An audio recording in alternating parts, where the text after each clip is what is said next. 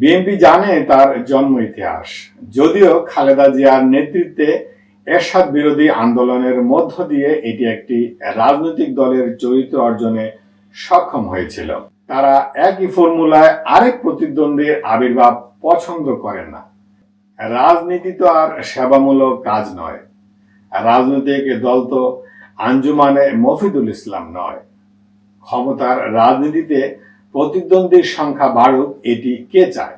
রাজনীতির মাঠে নতুন কোনো অক্ষশক্তি তৈরি হোক, এটি বিএনপি চাইবে না। এখন একটা শূন্যতা আছে, এটাই তাদের জন্য সবচেয়ে বড় সুযোগ। যতদিন যাবে পরিস্থিতি ঘোলাটে হবে, বিএনপি জনপ্রিয়তা হারাতে থাকবে। রাজনীতি একটা রিলে রেসের মতো।